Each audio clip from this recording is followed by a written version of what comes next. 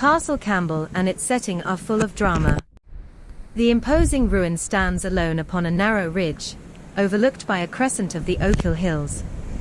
Steep ravines fall away on either side of the castle, through which thunder the burn of care and the burn of sorrow.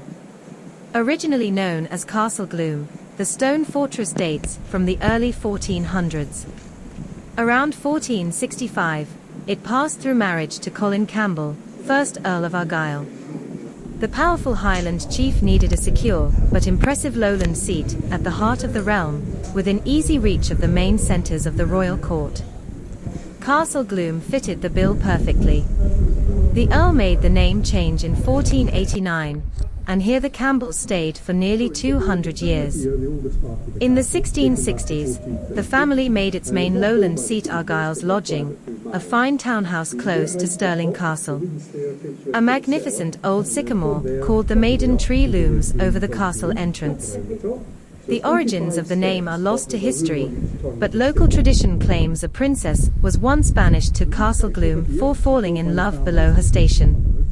To pass her time, she would name features of the surrounding countryside with names to reflect her misery, and so came about the burn of care and the burn of sorrow, both of which plunge over waterfalls on their way to become Dollar Burn, which tumbles through the village. Another story goes that late one night along the track between Glendevin and Dollar, a piper travelled through the dark and eerie landscape. As he approached the Maiden's Well, he heard music from the direction of the dark pass, which he had just walked through. On turning around, he saw the bright lights of a great castle, from where the loud sounds of great festivities could be heard. As the young piper stood transfixed, he watched as a troop of castle guards approached him. Before he realized what was happening, they had captured him, and he was escorted back towards the grand castle. He was taken into the great hall where a huge feast was underway. The piper was told that if he played them a tune, then the fairies would let him go. So, the piper played his favorite tune for all the fairies, and as he played the final note, he found himself back by the Maiden's Well. Sure he had been inside the castle for many an hour, he decided that he shouldn't continue on to Dollar, and turned and headed home to Glendevin.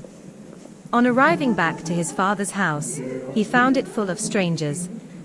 So he sat by the warm fire and told these folks the tale of his strange night. An old man sitting by the fire looked strangely upon the piper. He started telling him a tale he heard when just a boy and the feet of his father. The sad story of a piper boy who went from Glendevin to Dollar to never be seen again. To the young piper's shock, he soon discovered he had been in the fairy castle for 100 years.